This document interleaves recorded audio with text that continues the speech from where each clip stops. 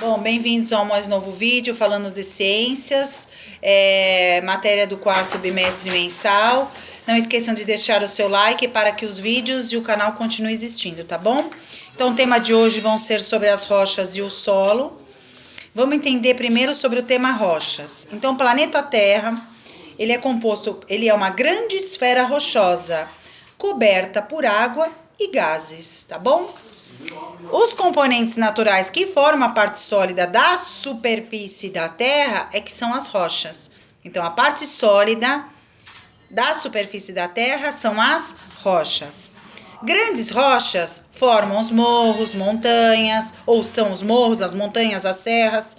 E pequenos fragmentos, que são pedaços pequenos de rochas, são as areias, cascalho dos rios, entre outros.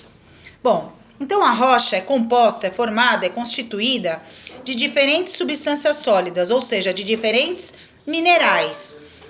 Olha aqui um exemplo de uma rocha, ela pode ter vários minerais, então, né? Diamante, granito, quartzo, pirita, aqui é uma legendinha. Vamos dar uma olhada aqui, ó, para vocês terem uma noção nos exemplos, olha só.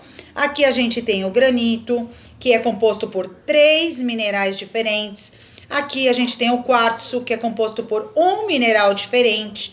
O diamante, que é o mineral mais duro que existe. E a pirita, que é o mineral com maior brilho metálico, tá bom? Então, mas eu posso também ter uma rocha formada por um único mineral. Olha só, a rocha formada só por diamante ou só por quartzo. Ou por vários, como a gente acabou de ver lá, quartzo, pirita, diamante, granito e outros elementos naturais. Então, cada mineral, como possui uma característica diferente, que a gente acabou de ver, que, por exemplo, o granito é composto por 3 minerais, o quartzo é composto e formado por um mineral só, né? Então, cada um tem uma característica. Então, as rochas são compostas de diferentes minerais, que eu posso ter quartzo, eu posso ter diamante e diferentes características. Por quê? Cada mineral tem uma característica diferente. Um é mais duro, que existe, que no caso é o diamante. O outro que possui maior brilho, que no caso é a pirita, e assim por diante. Olha só aqui um resuminho. O granito é formado por 3 diferentes minerais. Olha o granito aqui.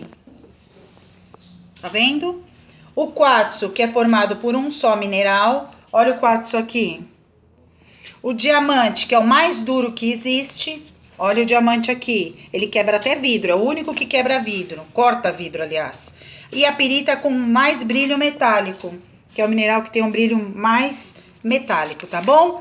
Então, as rochas são cobertas por uma mistura de 4 elementos. 4. A água, o ar, fragmentos, pequenos pedaços de rochas e restos de seres vivos. Olha só, então, isso tudo, a rocha, são cobertas por uma mistura de água, ar, fragmentos, restos de seres vivos. Esta mistura aqui é o solo. Então, o solo é formado por água, ar, fragmentos de rochas, restos de seres vivos. Olha um exemplo aqui. Então, o solo o que é? Ele é uma mistura de água, que vem da chuva, do ar, fragmentos de rochas, né, que foram se tornando em pedaços pequenos, e restos de seres vivos. Olha os seres vivos aqui, as minhocas, tá? Então, o solo é isso. E a rocha, ela é coberta pelo solo, tá vendo? Um exemplo aqui. Então, o solo demora muitos anos para se formar, milhões de anos, inclusive, e a rocha também. Está sempre mudando, por quê? Devido às partes climáticas, né, os diferentes fatores climáticos, ele está sempre mudando. Existem vários tipos de solo, porque existem vários tipos de rocha, e formação do solo é muito lenta. Então, olha só, reforçando, existem vários tipos de solos, cada um com características diferentes e próprias, é único deles, e dependem das rochas que deram origem a ele. Por isso que cada um tem a sua característica. A formação do solo é um processo lento, é uma transformação das rochas. Então, aqui eu vou dizer mais ou menos como acontece e eu vou mostrar a ilustração depois.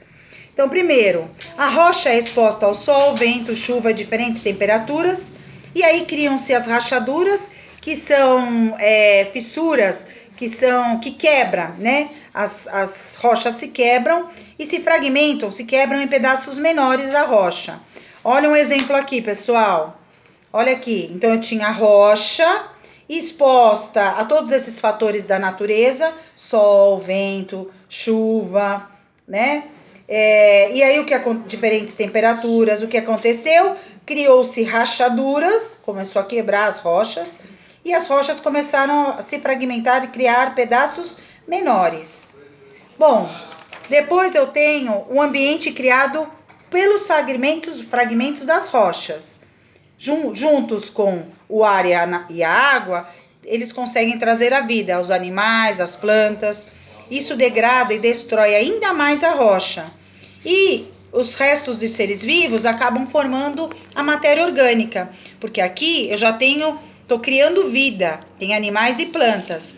Olha só o exemplo aqui. Então, no segundo processo de formação do solo, primeiro a rocha é exposta, cria rachaduras e fragmenta a rocha.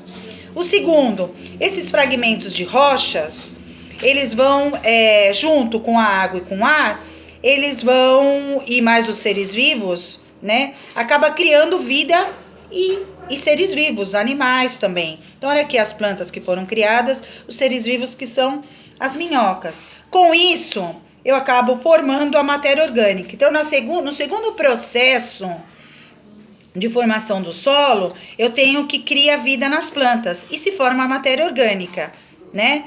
No terceiro processo, vamos entender ele aqui como que funciona. Com o tempo, as rachaduras e os fragmentos são maiores e permite que a água chegue mais fundo, lá no fundo, carregando matéria orgânica e aumentando a profundidade do solo. Então, cada solo tem características diferentes, ou seja, quanto mais próximo à superfície, mais matéria orgânica. Então, olha só a terceira etapa de processo de formação do solo. Eu tenho aqui que eu crio a profundidade do solo, aqui eu tinha só pouquinho na fase 2 do processo, agora eu já tenho maior, por quê? Eu tenho cada vez mais rachaduras e fragmentos.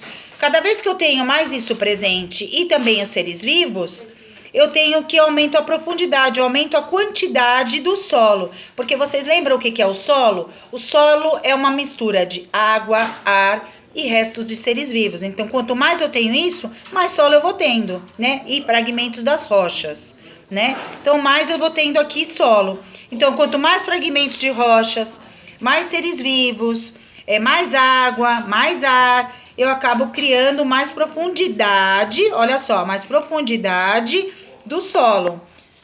E aí eu permito que a água chegue ao fundo, carregando a matéria orgânica, porque tudo que você passa água, ela carrega, né? Então, se eu tivesse que resumir aqui, ó, primeiro processo de formação do solo, a rocha fica exposta, cria rachaduras, fica exposta ao quê? Vento, sol, chuva, temperaturas diferentes, cria rachaduras e a rocha se fragmenta. Processo 2, essas rochas fragmentadas, elas, junto com os seres vivos, e a água e mais o ar, ela acaba criando vida, as plantas e os seres vivos. E aqui é onde se forma na fase 2 a matéria orgânica, porque é onde se tem os seres vivos.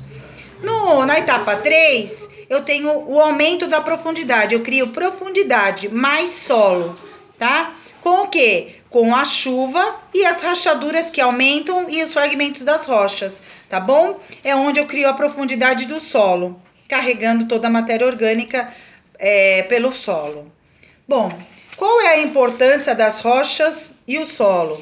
Os minerais e rochas têm grande importância no dia a dia, porque eles são retirados de lugares e origem para a produção de diferentes materiais. Então, por que é importante as rochas? As rochas são importantes por causa de porque eu posso fazer calçadas de ruas, eu posso transformar em materiais de construção como o cimento e o vidro, elas podem ser transformadas em metais como ferro e alumínio e fazer objetos como a pá do pedreiro, né?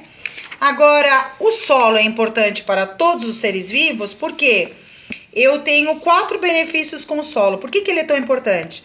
Porque ele serve para o cultivo de alimentos e plantas, criações de animais, para a construção de casas, ruas, prédios, rodovias, porque eu tenho o chão, né? Eu tenho a terra, o chão.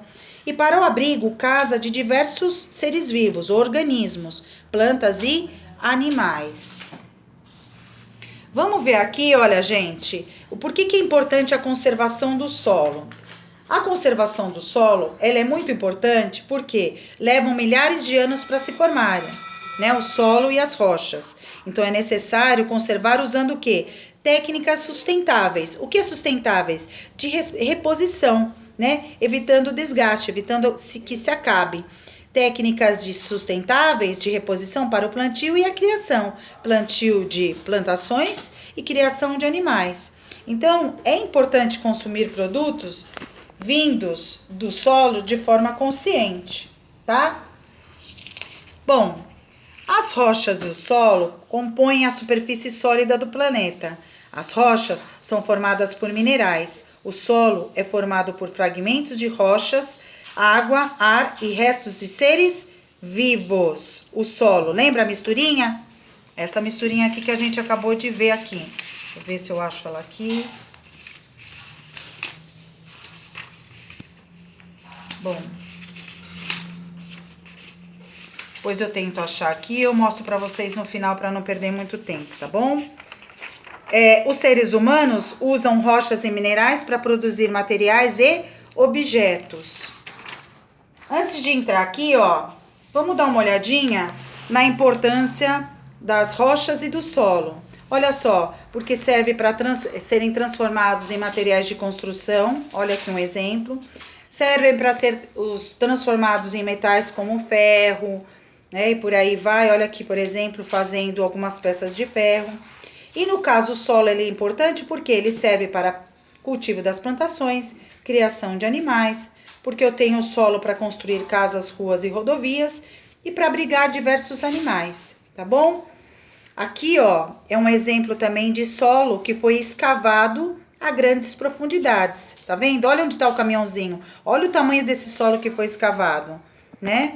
E aqui eu mostro direitinho onde os materiais, né, as rochas são usadas. Elas são usadas, os minerais são usados para originar, por exemplo, materiais como tijolos, cimentos, a pá de ferro do pedreiro, né?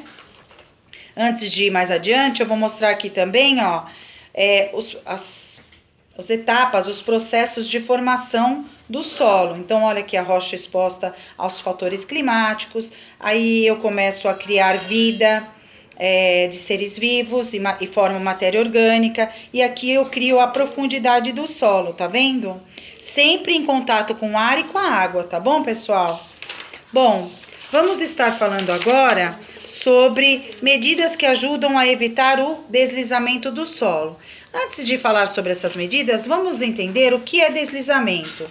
Deslizamento de solo ocorre em período de muitas chuvas, né? Ou seja, nas margens de rios, rodovias ou morros, onde moram pessoas, né? Então, por exemplo, aqui eu vejo nitidamente, ó, um exemplo de um deslizamento, tá vendo, ó?